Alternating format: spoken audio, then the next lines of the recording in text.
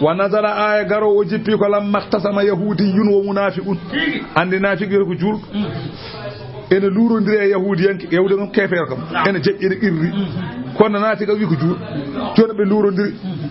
fada nafiqo o wi ngare ñaaw ha ñaawa hakkunde maɓɓe yahuden ko wiyata min de koto nelaɗo Allah sa jaaɓi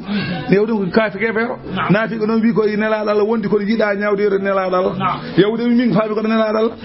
oya mo naafiqo wi o ko yahudiyanke omo andi on so tawi yenama jaɓat yahudiyanke ne andi nelaɗo Allah so yenama jaɓata yahuden wi jeeto nelaɗo Allah o wi ala jento to kaam ɓe jeehito nelaɗo Allah nelaɗo ñaawi ñaawi noon goonga ko yahudiyanke jeyi o ñaawi yahudiyanke o naafiqi wi mi jaɓani jeehe paatede Umar ɓe ngari Seydina Umar ɓe ñaawi Seydina Umar ñaawani yahudiyanke o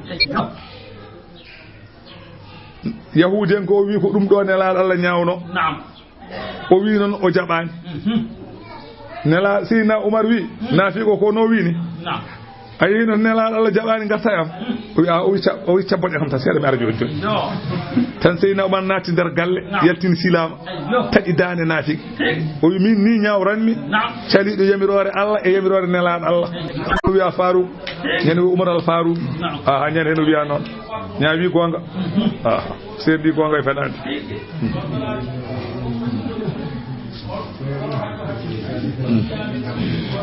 kay gade ceke jogoba eyyo o Umar sendi gonga fenande dum tagi bismil Farouk bismillahi anani allawi alam tara bela ayani ila alladhina fewde ben yasamuna be enen ngaajo annahu wonde kanyumen amanu ko gongdinde bima unzila ilayka ko jippina ema enen ngaajo onen gongdini dum fama unzila e ko jippina no min qablika ko adima enen gongdini non biyata yuriduna jewbe muyata ko an yata haka munde be nyawde ila daquti fewde o do kefere bew waqad umiru tebe jamiranoma an yakfuru bihi yibe jeddu odo be mbiyano ko robe gondu hefere ko dum be jamirano o yuridu shaydan non muy an yudillahum ko majjinde be dalalan majjere ba'idan woddune gon wa idha qila lahum se be mbiyanama ta'ala ngare ila ma anzala Allah feedo ko Allah jippini wa ila ar-rasuli ngare pewete ne laada la nyaawa hakkude mon ra'aytal munafiqina jiya nafiqe be yasudduna ena palo anka gama sududare palagol fa kayfa al-hali al-hali fa kayfa al-hali holne be badata ida asabatuhum musibatun satawi musiba hebibe ko wayno lefte bima qaddamar ko sabu ko ardinno dum aydihim juude mabbe to bange kefeeru e gofi summa ja'uka on saha kambe be do falatonobe gama be ngara e ma yahlifuna billahi e be gonda do Allah be in aradna wallahi minen kay min muyani e ko min nyawde ko wana an ko min muyani e nyawde yede bange goddo illa isaran so wana maslaha wa tawfiqan e kawrangal tan wana hay hunde min muyani so wana jam tan wana haydara alladhi ulaika alladhina ko be do ngoni ben ya'lamullahu be Allah andi ma fi qulubihim ko wone berde mun ta bange nafiqa alladhi fa a'rid anhum durnobe wa idhum wajarabe hulbinirbe Allah wa qul lahum hal anani da halanbe fi anfusihim dar mabbe qawlan kongol balighan gol ganda ko battingol haale mabbe kongol gol mo ganda so tawi a haali ene battine mabbe haal gufbe melebe goppa kefe wa ma arsalna min rasulin minen non min medani nelirde nelado illa li yuda aso wana ha dofte bi idnillahi yamirore Allah walaw annahum idzalamu anfusahum sanno kambe julbe be ndebe toñi koye mabbe de ja'uka be ngarema an nelado Allah fastaghfirullah be imsino Allah do maado an nelado Allah sanno ndebe badi ko boni de be ngari ko do maado an nelado Allah be imsinima don se be imsinima do nelado Allah wastaghfara lahumur rasul nelado ne imsinanobe to Allah nelaado wadata intervention mo wonani nelaado Allah wawa wadde intervention wawi tefande ko mo ala bakkat jogiido bakkat tefata ko ma koloda tefore neddo god wana ga ko gonda mojo fo ga tefata awawa tefoyta ko laakarata o holima a wadanama hanga a yeranama a woppanama wadama lesela a yalti a darima da yeranama do kam ko aljantan paada do ado ay tefti kono ga nelaado Allah tan jogi on de gara kanko tan wawi tefande yimbe ɗum tagi wirdoɓe ɓe ko nappata ko wirdoɓe nappata ko ɗum ɗon ɓe nappata ko funtude nelaɗo Allah ɓe goɗa gownirde hakkude e Allah hakkude mabɓe e Allah nelaɗo oɗo gownirde ɓe mbaɗ nelaɗo gownirde wona gaynako hokka ɗum capannayyi pour wownanma beyel ma ene jofana jofta ɗum nelaɗo ko gownirde hakkude juɗɗo e Allah Allah ala mo yiɗi e aduna he ko ɓuri nelaɗo Allah kadi nelaɗo Allah ala bakkaɗo kamɓe wirdoɓe ɓe se ɓe jooɗima eɓe mbaɗa wasifa ɓe kuccodirat ɓe jooɗo ɓe gona e darodirde ruhuji ɗi malaikaji taaro ɗumen so malaikaji taarima yimɓe ɓe malaikaji wiɓe kam holko mbaɗata ɗo ruhuji jaabo min pay koto Allah yoɗon mbawi fayata Allah ɗon mbayni hewde bakkatuji tan ɓe mbiya auzu billahi mina astahfirullah al azim alladi ɓe gona e wadde guiri yallah eɓe mbaɗa Allah guiri yallah Allah wimi yaafima joni noon Allah yaafima kono eɓe gata ɓe jahanay nokku joni eɓe belnoro Allah nelaɗo Allah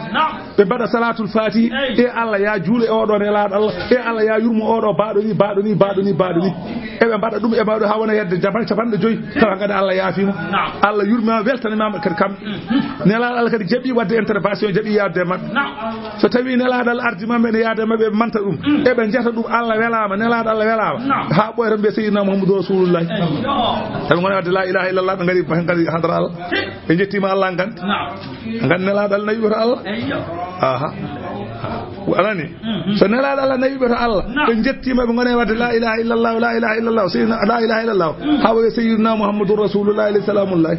se mbaɗon tan ɓe gona ɓe mbiya koote kadi annaraji lowama mabɓe paate leydi noon koote noon han kante se ɓe mbiya paate leydi joni malaikaji ɗi paddo ruhuji ɗi to paaɗon oɗon gandi kollunoɗon ga min gandi kay holi on allahumma salli wa sallim ala ayni rahmati rabbaniyat ɓe gona sifade nelaɗo Allah ni wayi o wayi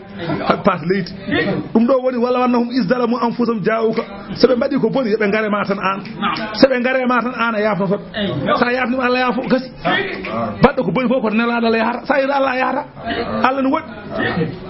Allah e neɗɗo no goɗɗodiri Allah wi koko waɗi barzan hakkude neɗɗo e Allah koko waɗi hakkude makko e ma wonko waɗi ɗon wonko nelaɗo Allah won diranteɗo hade oga kuura bonnude oya kuura nelaɗo lombi ɗon so oya ono foori kuura Allah ono foori oga ne waɗi léger oga noon so tukkima e oɗo il mbawa yadude so on ko ama yellaw Allah e neɗɗo goɗɗodiri ceerno ha wonde so neɗɗo murtat kono sa murtani a yeddata ɗum a murtat tan noon a murtat yimi fastaghfirullah walaw annahum tanno kamɓe yimɓe ɓe idzalamu anfusahum nde ɓe tooñi koye maɓɓe an nelaɗo Allah jaa'uka ɓe garema fastaghfirullah ɓe imsino Allah ɗo maɗo koɗo nelaɗo Allah imsinte on saha wastaghfara lahum rasulu nelaɗo ne imsinanoɓe nden so nelaɗo waɗaniɓe noon la wajadullah maɓe taw Allah tawwaban ko jaɓowo tuubu e wonandeɓe rahiman jurmotoɗo nden Allah yaafoɓe kañumne bisimillahi fala wa rabbika Allah wi mi wondiri joome la yu'minuna ɓe gonata julɓe kamɓe yimɓe ɓe hatta yuhakkimuka fima sajara baynahum ha ɓe ñawno kala ko jilli hakkude maɓɓe ɓe ñawnoma an nelaɗo Allah ɗon ɗo neɗɗo ñawde sene ñawde wona ñawore nelaɗo Allah ñawdete o wona julɗo sa dañi ñawore hoto yaata kefew Allah jaɓata ɗum Allah wi ko yayato aljine ka julɗo fata julɓe kono sa yi an wooka inde nde an booka sa yehi to an wooka nde an booka an wooka kanko ko booka kono andi kay an booka sade jawɗi ma yahat naña kadi bakkat jawdi ma yehi a dañi bakkat a faami fala wa rabbika mi wondiri joome la yu'minuna ɓe gonata julɓe kamɓe yimɓe ɓe hatta yuhakkimuka haɓe ñawninoma an nelaɗo Allah fima sajara baynahum ko jilli kala ko jilli hakkude maɓɓe summa la yajidu tawa kadi ɓe tawata fi anfude nder maɓɓe harajan ɓittede sa ñaawi hakkude maɓɓe taw cikkittako mimma qadede ko ñawɗa o yusallimu ɓe jebbiɗo ñawore ma tasliman e jebbilgol walaw anna katabna alayhim Allah wi so tawi min bindi e dow maɓɓe min parli e dow maɓɓe holɗum so min parlino e dow maɓɓe an anittulu anfusakum min mbi mbare koye mon so min mbino noon a wikhruju min diyarikum walla min parle mon yo jaltu galleji mon hono min banno bani israil en Allah wi kamɓe yimɓe ɓe wallahi ma faaluhu ɓe mbaɗata ɗum illa qalilun so wana seeɗa minhum e maɓɓe walaw annahum fa'alu so tawi kamɓe ɓe mbaɗi ma yu'azuna bihi keɓe mbajora ko holko ɓe mbajora ɗoftade Allah ɗoftade nelaɗo Allah la kana khayran lahum ɗum ɓuuri moƴƴante ɓe wa asadda ɓuuri ananide tidde tasbitan e tabitgol e tahqiqan li imanihim wa idan seɓe tabitino Allah wi la ataynahum mamin dokkannoɓe min ladunnaga amen ga ajran jobdi aziman mawdi wala hadaynahum mamin pewnannoɓe siraɗan lawol mustaqiman poccigol qala ba'du sahabati yogay sahabaɓe mbi nelaɗo Allah sallallahu alayhi wa sallam kayfa naraka fil jannati an nelaɗo Allah holno min jiranma aljanna wa anta fi darajatil ula an aɗa e darajuji towɗi wona hano asfalu minka minen ko lesma min gonata minen min gonta ko Burkina an gona ya wasin toon holno min jogori yirudema aljanna ma ko wasin toon minen aljanna ko Burkina Faso walla Gambi an holno min jogori yirudema Allah wi wa man yidi illaha kala mo ɗofti Allah war rasula ɗofti nelaɗo Allah fa ulaika ɓen kay ma allazina gonda koye ɓen an'ama Allahu alayhim ɓe Allah nemini e mumen min annabiyina ko wayno annabaɓe wasiddiqina e gonɗuɓe e limanagu men wassuhada e waranoɓe e jihadi fi sabilillahi wassalihina e moƴƴuɓe ko wona ɓen wa hasuna noon moƴƴi yooɗi ulaika ɓeyde rafiqan certodiral ɓeyde comme ça certodirman mata moƴƴi de ha ɓe kay koye mon tan gondata andi yimɓeɓe aljannaji potani wona hen aljannaji no pamirta ko banjuli tan wona hen aljannaji no pamirta ko maison de balance ko Washington joni noon nelaɗo ko ɗin wonata eywa kañum e Seydina Aboubacry koye ɗin wonata eywa ene jogii yimɓe noon gona hedde banjuli en kono kam fof ko aljanna kam ene serti tan kono fof kam ko aljanna tan kono président ji mbay sertu ni noon aljannaji mbay sertude joni noon o wi kala hen jiɗɗo yiide goɗɗo on so haqqille ma yiiɗi yiide mbiɗa hata min de kam joni hafat kam min de mi yiyan ɗum tan jiyamo sa wi hafat mi yiyan ɗum tan jiyamo tan tawa ndara hafat ndara ma tawa hatta hafat woni ko wuro ko to woni to an ko ga gonɗa hay goto yita goɗɗo hay goto ummata koye place mum wona hafat ne tello ne tawma wona an aɗa ngabbat taw ya hafat ala ko sa yiiɗi yiidemo tan yiyanmo gasi i ƴeew tan télé wona ɗon jiya Ronald do ene haala to France Amérique naji président o ene haala to jiya ɗum tawde woni e nder suudu ma i ko ɗon woni wona to woni o kefere wawi wadde ɗum saka Allah wona ko neɗɗo te wona hay julɗo ko neɗɗo te hay julɗo wonani waɗi ɗum saka Allah ɗum kay mana jogui caɗ zalika al fadlu ngal ɗo ɓural de min Allahi kota Allah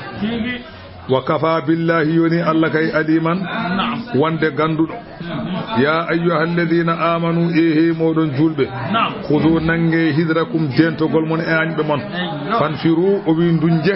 pewe hare subatin oɗon anani certi a winfiru walla jehe dunje jami an oɗon dendi ko fo mbaɗe son jiɗi certon jahon son jiɗi ndendon jahon wa inna minkum ene mon noon la mallayu baɗɗi annaɓe ene neeɓa so mbiyama yo ngar jaha hare ene neeɓa ene mbasa yaade fa in wala in asabakum fadlun non de fa in asabatkum musibatun so tawi on jehi jihadi on dañi toon ko wiyete musiba holko wiyete musiba julɗo hawede julɓe poolama piyama kala kanko naafigue mo yahano o wiya an amallah qad an amallahu aliyya koni min de Allah moƴƴani kam iz tuma lam akun ma'ahum de mi wondane mabbe shahidan boɗo tawa min de mi yetti Allah mbarna mi yahani jihadi so mi yehino jihadi mi warde na mbardani yow Allah wi oɗo kaalowo ka haala ka an ko woni fi cikkata lam yakun baynakum wa baynahuma waddatun cikkata alano hakkude ma e makko yiɗodiral jiɗodiral hakkude mon onon julɓe ɓe e oɗo naafiki cikkaɓe meeɗa yidde on ni wala in asabakum fadlun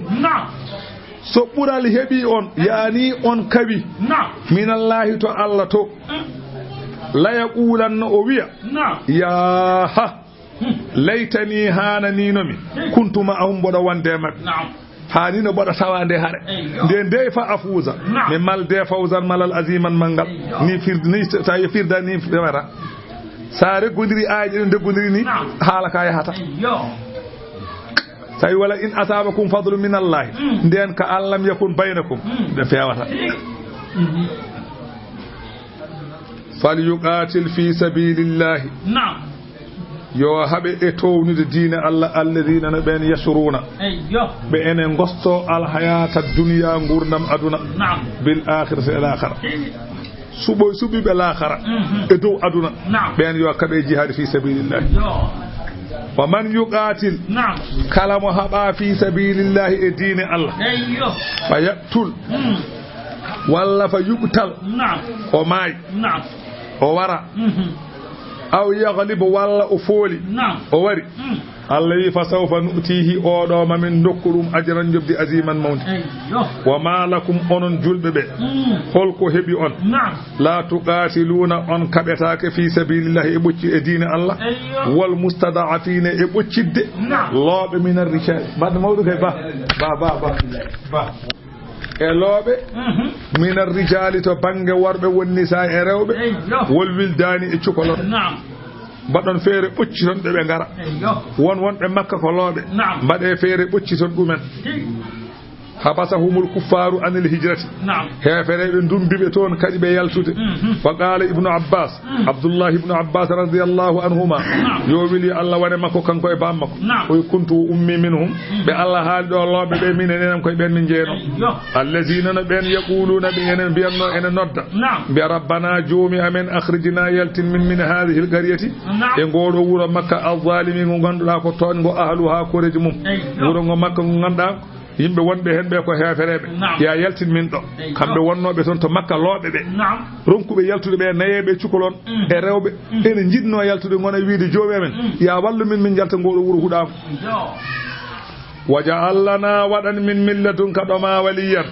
mo ene hettana min fiya kuuji waja'alna waɗan min milladunka ɗoma an Allah nasiran kaɗo walette ya waɗa min ballo Allah jaabi duwawo ɓe newnani yoga maɓɓe yaltude heddi ɓe goni toon ha nelaɗo Allah yehi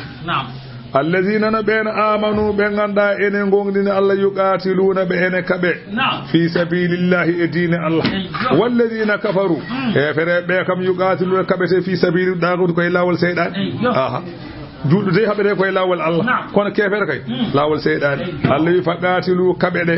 kaɓe awliya as-seyɗane wallidiɓe seyɗane kaɓe mabɓe taglibuhum poolonɓe li quwwatikum billahi saabu Allah sembinde on inna kayda seyɗani hay peeje seyɗani e dow julɗo kana laatima da'ifan ne lohi hay hunde ala ko wawi alam tara mbela yani ila alladina fewde ɓen qila lahum ɓe ganda ene mbiyano kuffu aydiyakum cuure juuɗe mon hoto kaɓe hefereɓe andi hefereɓe sahabaɓe ne woni makka ɓe ɗaɓɓino yidde habde e hefereɓe Allah wi nangue juuɗe mon hoto kaɓe mabɓe joni wa aqimu salata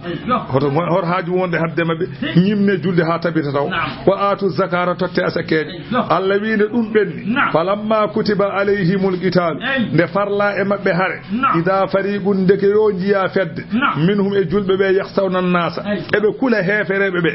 ka khashiyatillahi neɓe mbayi hulde Allah ni neɓe kuliri Allah ni yew ñande hen ko noon ɓe kuliri hefere kamɓe wiyatno ɓe ɗacce ɓe kaɓe aw asadda qaswata khasiyatan taccuni kamɓe neɓe kuliri hefere ɓe ni ɓuri tekkude ɓuri tiide e neɓe kuliri Allah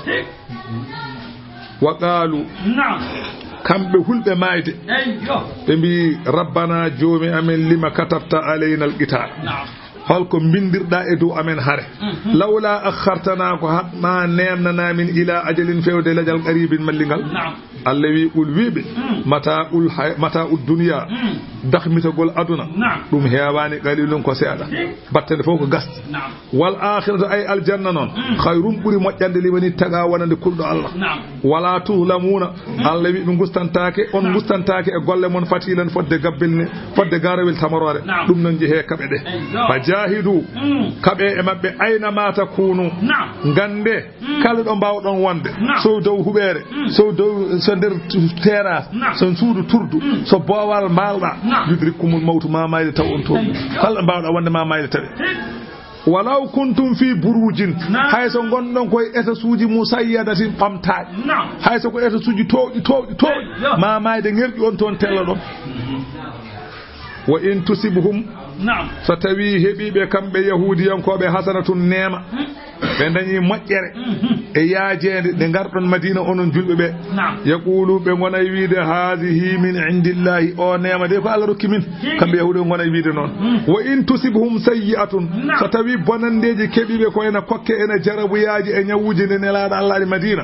ɓe yaqulu ɓe gona e wiide hadihi ɗeɗo ɗo bone e ɗe kiiti min indi ko ummi koɗo ma an Muhammadu gila garɗa emen min dañi bone ɓe gona e wiide noon ɓol wiɓe kullun ko moƴƴi ko eko boni ko pop min indillahi ummi koto Allah wona min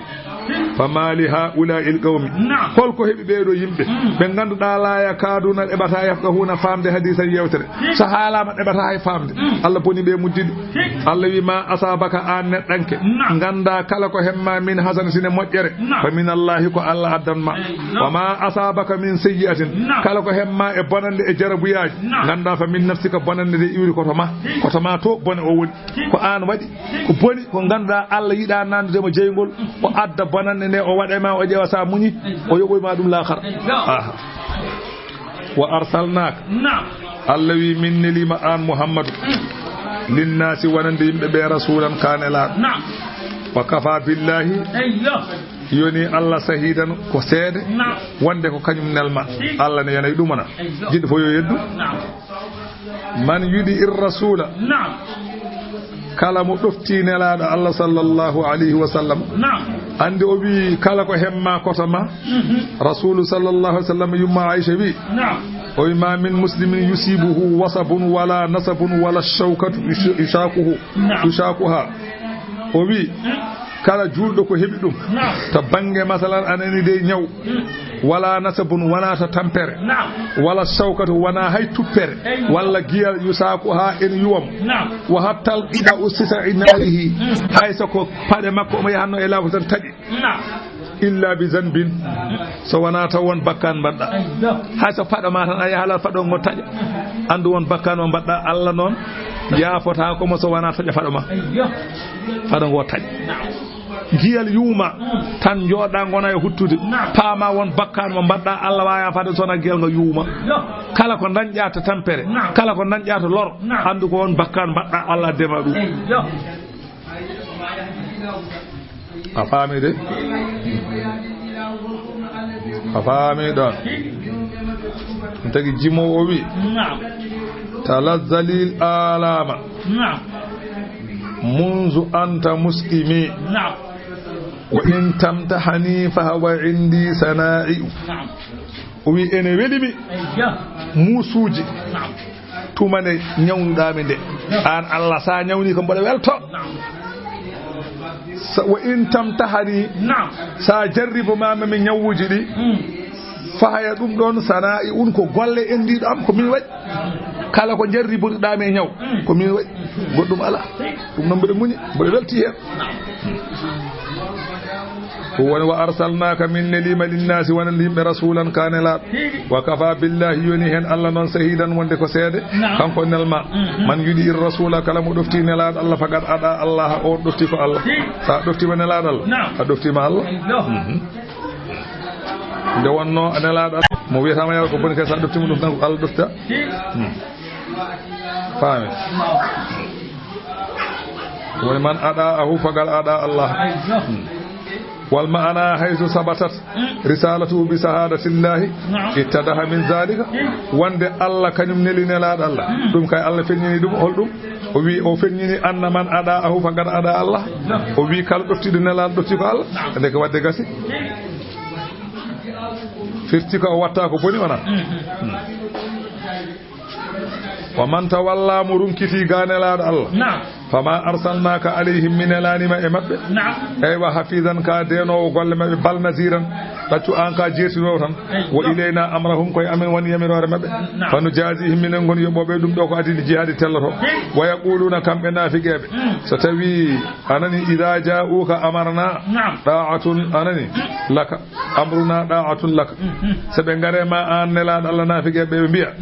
ko jamirɗa ko da'atun laka ko ɗoftare wonandema Allah wi fa ida barazu seɓe jalti min indika ɗoma yow bayyata walda da'ifatun fedde min hume nafiqeɓe gayra alladi taw wona nden hunde taqulu mbiyanno hunde nde mbiyanno ɓe mbasa wadde ɗum soɓe jeehi ɓe mbaɗa goɗɗum wallahu Allah noon yaktubu kanko woni jamirowo yo windema yubayyituna keɓe mbaldata Allah mi wima yamir yo winde e kayitaji ɓe joɓe ɗum fa a arid anhum ɗurnoɓe wa tawakkal ala allahi wakkilo e Allah wa kafa billahi yoni Allah wakilan boynateɗo fiyakuji afala yatadabbaruna alqur'ana ko haɗi ɓe ces ɓe miijo ɓe tora ɓe ganda walaw kana min indi gayrillahi sanno qur'ana ummino ko wona Allah la wajadu fihi maɓe tawi e qur'ana ikhtilafan lure kathiran kewɗe sanno qur'ana ummino ko wona Allah maɓe tawi lure ha heewa kono noon wona ɗum wa idha ja'ahum amrun so tawi arema ɓe yamirore nelaɗo Allah wi jeehe kaɓoyɗe aha minal amni ummade ko wayno masalan ballal aha awil khawfi walla polgu sebe puɗi walla ɓe poolama yew aza'u bihi ɓe gonay saktuɓe kamɓe naafiqeɓe so tawi ɓe nani andi nelaɗo hen saji ne nelaɗo wasa yaade so neli yo yimɓe ɓe jaa jihadi o heddima kanko nelaɗo Allah so tawi julɓe ɓe poolama toon tan kamɓe naafiqeɓe ɓe nana tan ɓe gona haalde wuri e bandiraɓe ɓe waji ɓeyde poolama waji ɓeyde piyama kadi ɓe gona haalde ɗum wuuri he so tawi kadi julɓe ɓe pooli ɓe gona kadi haalde waji ɓeyde pooli ɓe gona sattude wuuri he Allah wi idha ja'ahum amrun so tawi arema ɓe kamɓe ɓeɗo naafiqeɓe yamirore minal amni ummade ko wayno hoolare ene mbiyata ballal awil khawfi walla polgu ene mbiyata kulol aza'u bihi ɓe gona sattude ɗum kamɓe naafiqeɓe Allah wi walaw radduhu seɓe duttino khabar o ila rasuli fewde nelaɗo Allah wa ila ulil amri minhum fewde e jomiraɓe alhaaliji joom peeje en koyno mawɓe sahabaɓe ɓe koyno seydina Umar en seydina Ali en seydina Uthman en seydina Aboubacry en eyde ɗum de ɓurno moƴƴude law sakatu anhu hatta yahbaru bihi ha ɓeɗo kala andu ɗum nanide alladina no ɓen yastanbirunahu rewintoɓe andude ɗum ɓe ma ɓen gandu taw wona minhum eɓe ummade nelaɗo Allah walla ummade sahabaɓe Allah wi walawla fadlullahi aleykum sanatan wona ɓural Allah e dow mon onon julɓe ɓe wa rahmatu e yurmede muɗum e moɗon tattaba'tumu shayɗana onon julɓe ɓe ma on ndewanno seyɗaneji ma on ndewanno seyɗane fima ya'murukum bihi kala ko seyɗane yamirta on ma on mbat illa qalilan so wona seeɗa Allah wi faqatil haɓe fi sabilillahi e diine Allah la tukallafu an a defaka illa nafsaka so wona hoorema an goto hay goto a defaka so wona an goto aha hoto himman hay goto kala caɗiɗo yo jooɗo an yah rasulu sallah sa wi wala fa innaka maw'udun fadan ma sa yeehi ma haw tukallafu illa nafsaka والمعنى قاتل في سبيل الله ولا تنظر لكسلهم حبي دين الله رنار غامل مد حال كونك الحال لا تادي انون غير مكلف الا نسك اوانا دفا دو وانا هورما فلا يدرك مخالفتهم لورلتا be lundugol mabbe wata ga'uduhum jodogol mabbe ani tadi ga hare wa qad kana rasulullah sallallahu alaihi wasallam fi shiddati harbi nelado kala no habira la tagayyaru wajhu abada yeso ngona weddo daro isa bawlinta yeso o loɓani o mettani yiide bal kana yatabassamu o moosat izaka wala yaktarisu o tikkata o mettinta bimo lagatil a'dai dum tagi fu sawi muslimun yaltaqil katibata bassaman idha ashamal wujuhul liqa o wi yeso ngo ganda ene jalba yaltaqil katibata o ma hawray konuji bassaman ngo ganda yeso ngo ene moosa idha ashamal wujuha so tawi bawlini jeese alliga o kawragal so tawi kawrugol jees go fo yeso mun wi kurum kanko yeso mo ko wonta wedda daro famide asallahu ya wa hardidil mu'minina hirjin julɓe ɓe yeɓe kaɓe asallahu yama jo Allah an yakuffa usura ba'sa hareji allazina ɓen kafaru yedduɓe Allah wallahu Allah asaddu kanko ɓuri sattude ba'san hare min mabɓe wa asaddu kanko ɓuri sattude tankilan leptugol nden ne o haali ka haala elaɗo wi walladi nafsi bi yadihi mi wondimo fitta nan wone juuɗe mum o la akhrujanna wala wahdi mami yaltu hayso ko min goto yama ñande heno yalti o yaltide capanɗe jeeɗiɗi baɗɗiɗo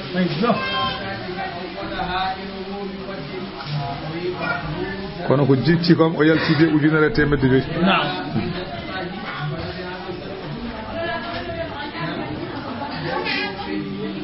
bismillahi ko noon man yasfa kala mo tefi hakkunde yimɓe safa atan tefore hasana tan moƴƴere hawrude sharia Allah yakul lahu nasibun o jog o wonanamo gueɗal jobdi min ha e ko woni sababu ha moƴƴi ko neɗɗo nana tan an ha fas e alusi ko wadduɓe te beldani te awade wadde haɓe beldita hakke mabɓe bonodirta tan neɗɗo yahata ha fas kanko Abbas tan o araɗo ha fas o jooɗo gonone yewtidde ha ɓooya o wiya an ha fas an minani elle ka badde alusi ngay alusi kay ko haare bonde ne kay mi baddi min kay ko waɗimi koye aduna mi wawa weldidde makko e aduna ha aliou kay wona ko mi anda lakara kay wona aduna kay min belditta Abbas wi ɗum noon hawnide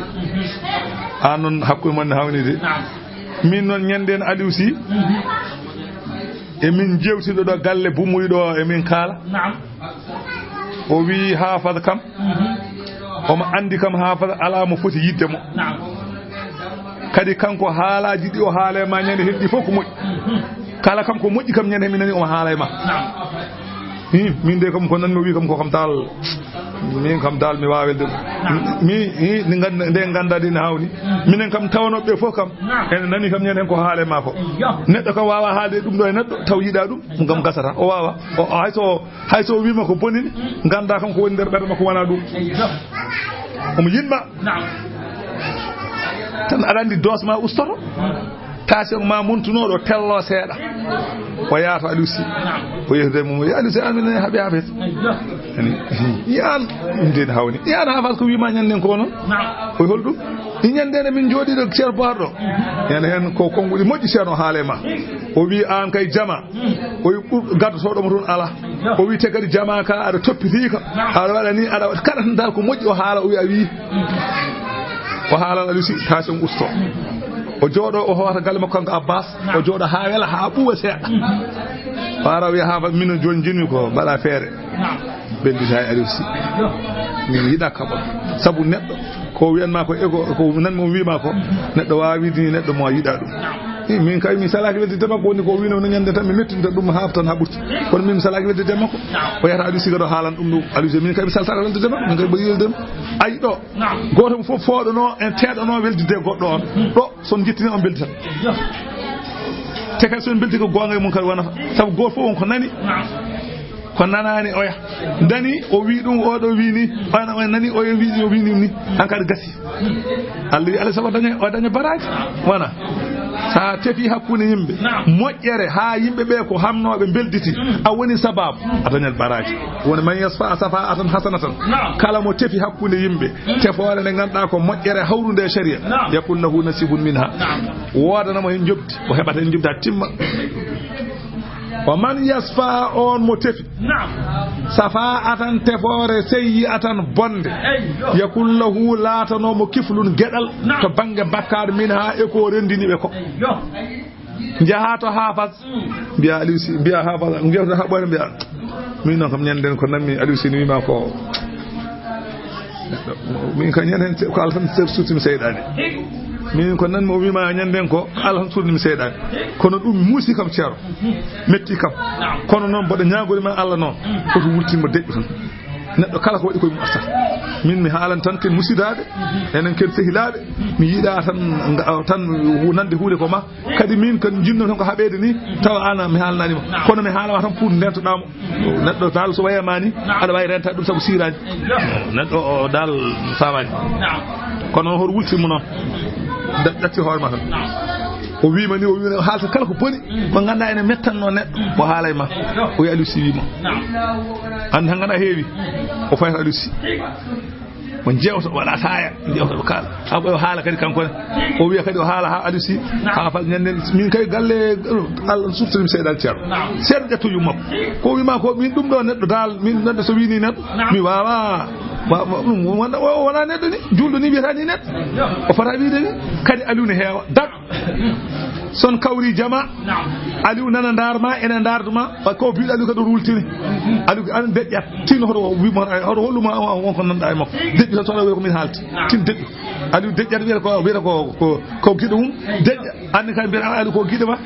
kadi deƴƴa on tintodirani Aliou ne yahay jama tinata tan ha waɗani wutte mum tan o waɗani wutte mum tan mema wutte ma walla waɗani yaɓɓuma seet tan mbi an a ƴeewata jaɓatami ko i an koni i an ko mettuma ko onon ko toon wonata ko mettuma ko toon mayata min noon ko mettuma ko toon wonata ɗum onon guiteni ko ɗon imbere onon dal wonko wona hokkumo ko wona ɗum mi o kayne andi ko mettuma ko toon mayata so ɓoyi ɓe ka taw an waɗi taw haydara mbaddani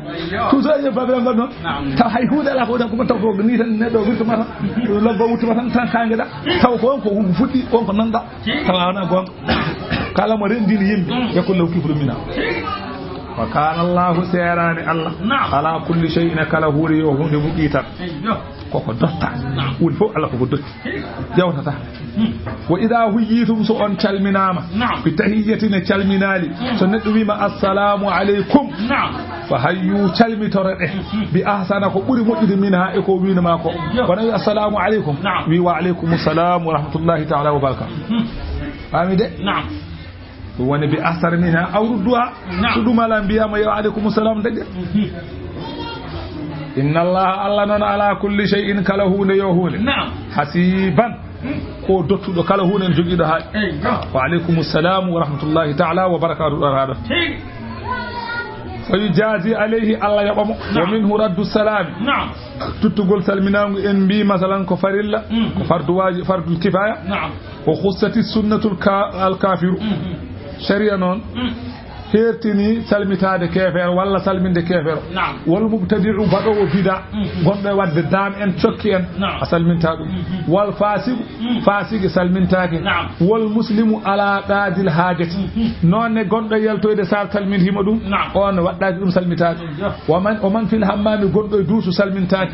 wal akil gonɗo e ñamde salmintake falaji burradda alayhim